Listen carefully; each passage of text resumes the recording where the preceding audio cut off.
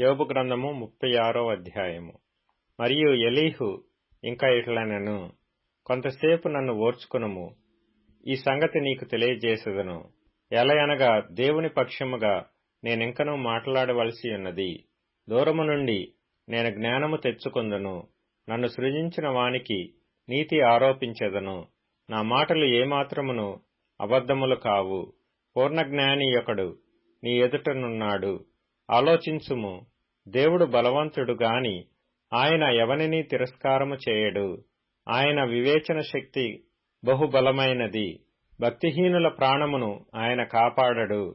ఆయన దీనులకు న్యాయము జరిగించును. నీతిమంతులను ఆయన చూడకపోడు. సింహాసనము మీద కూర్చుండు రాజులతో ఆయన వారిని నిత్యమును కూర్చుండబెట్టును. వారు గణపరచబడుదురు.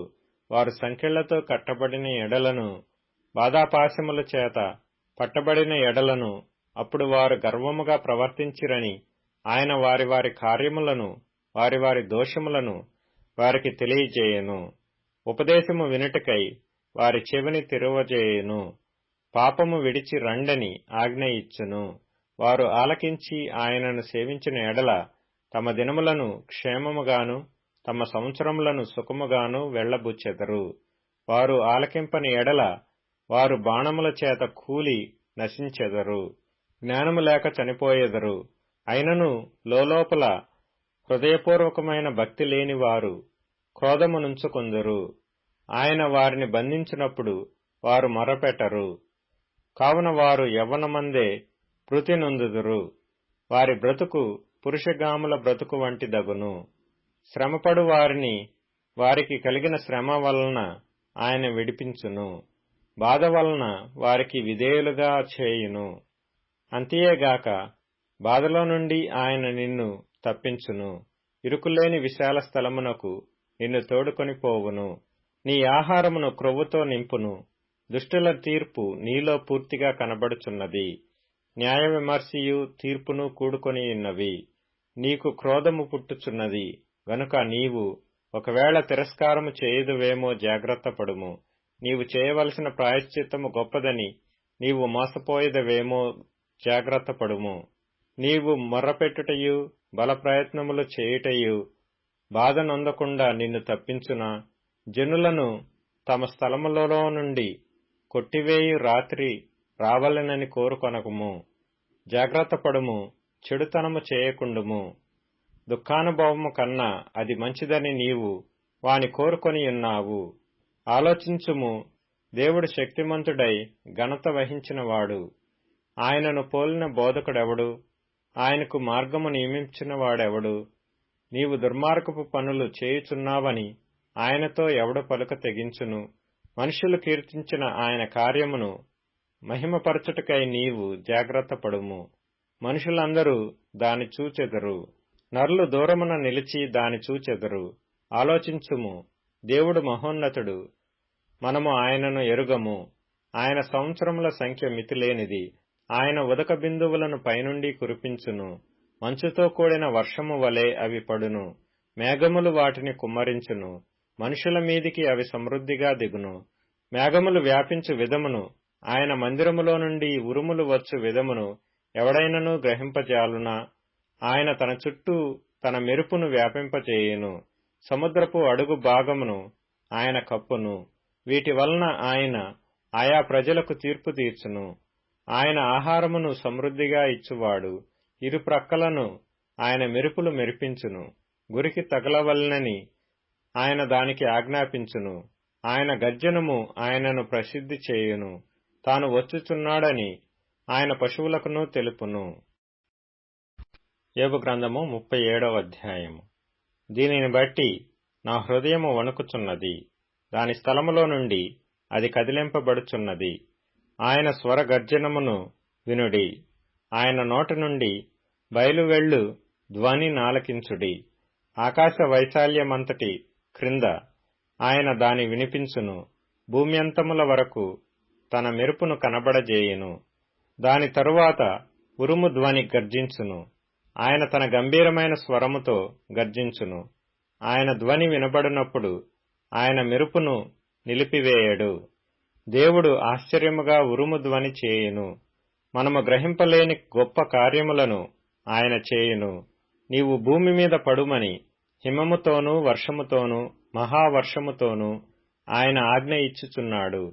మనుషులందరూ ఆయన సృష్టి కార్యమును తెలుసుకొనున్నట్లు ప్రతి మనుషుని చేతిని బిగించి ఆయన ముద్ర వేసి ఉన్నాడు.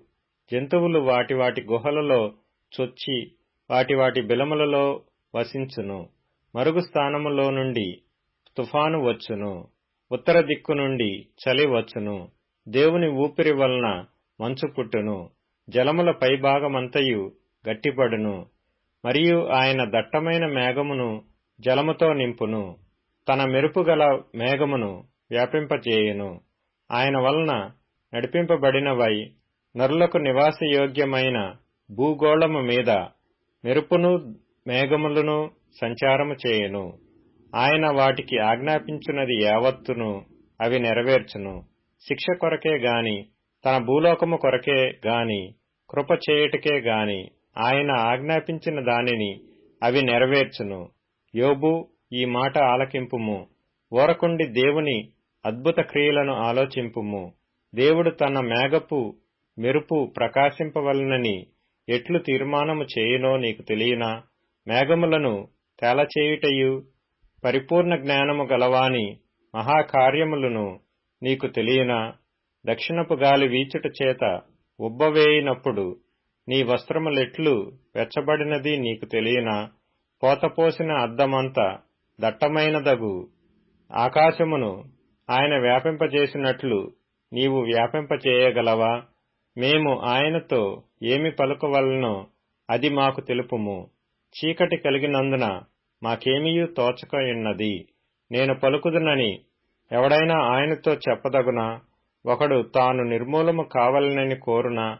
ఉన్నతమైన మేఘములలో ప్రకాశించు ఎండ ఇప్పుడు కనబడకయున్నను గాలి మేఘములను పోగొట్టి దాని తేటగా కనపరచును.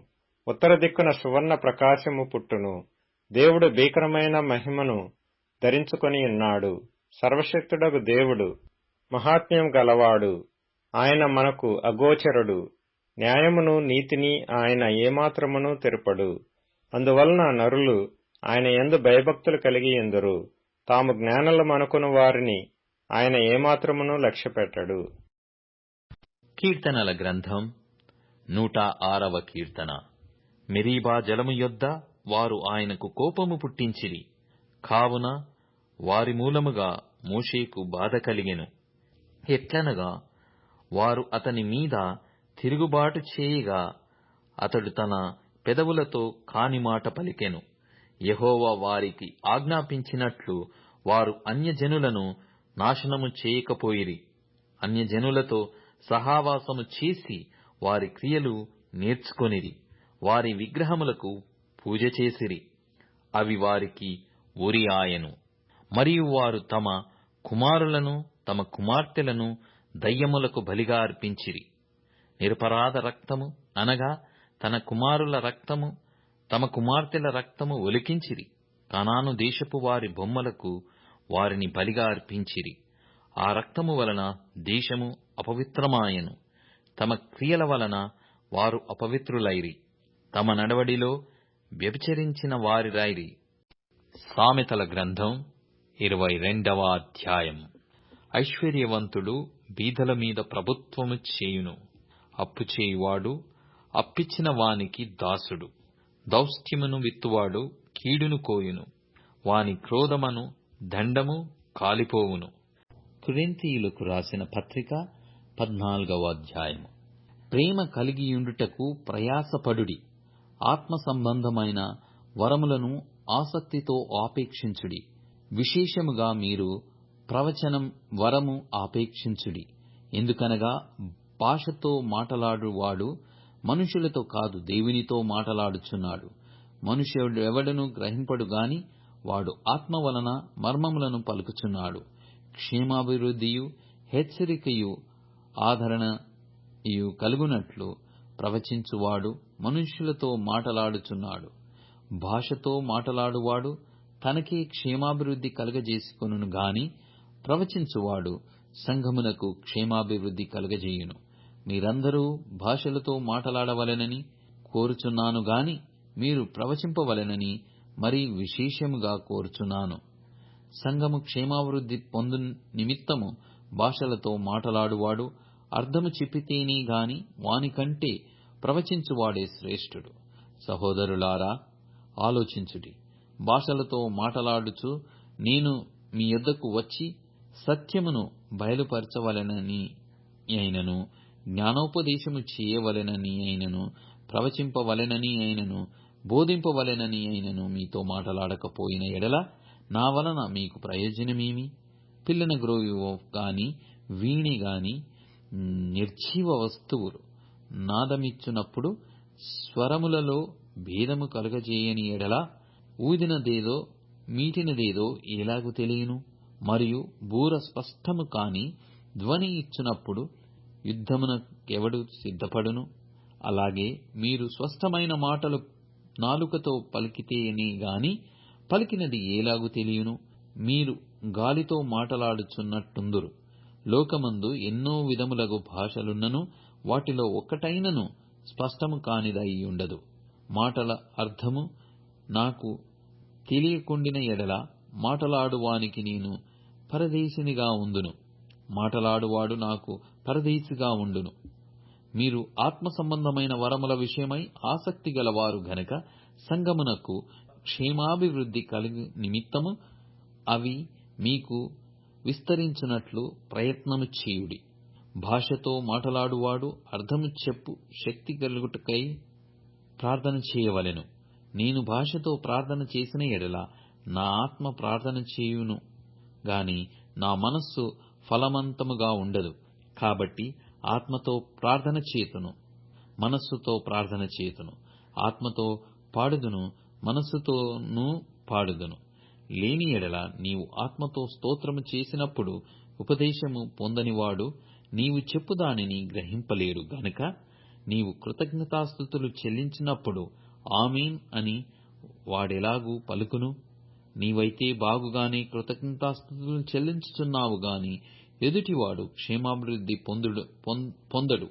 నేను మీ ఎందరికంటే ఎక్కువగా భాషలతో మాటలాడుచున్నాను, అందుకు దేవుని స్తుతించెదను. అయినను సంఘములో భాషతో 10,000 మాటలు పలుకుట కంటే ఇతరులకు బోధ కలుగునట్లు నా మనస్సుతో 5 మాటలు పలుకుట మేలు. సహోదరులారా, మీరు బుద్ధి విషయమై పసిపిల్లలు కాదు, దుష్టత్వము విషయమై శిశువులుగా ఉండుడి, బుద్ధి విషయమై పెద్దవారయ్యుండుడి. అన్య భాషలు మాటలాడు జనుల ద్వారాను పరజనుల పెదవుల ద్వారాను ఈ జనులతో మాటలాడుదును. అప్పటికైనను వారు నా మాట వినకపోదురు అని ప్రభువు చెప్పుచున్నాడని ధర్మశాస్త్రంలో వ్రాయబడి ఉన్నది. కాబట్టి భాషలు విశ్వాసులకు కాదు, అవిశ్వాసులకే సూచకమైయున్నవి. ప్రవచించుట అవిశ్వాసులకు కాదు, విశ్వాసులకే సూచకమైయున్నది. సంఘమంతయు ఏకముగా కూడి అందరూ భాషలతో మాటలాడుచుండగా ఉపదేశము పొందని వారైనను అవిశ్వాసులైనను లోపలికి వచ్చిన ఎడల మీరు వెర్రి మాటలాడుచున్నారని అనుకొందురు కాదా? అయితే అందరూ ప్రవచించుచుండగా అవిశ్వాసులైనను ఉపదేశము పొందని వాడైనను లోపలికి వచ్చిన ఎడల అందరి బోధ వలన తాను పాపినని గ్రహించి అందరి వలన విమర్శింపబడును.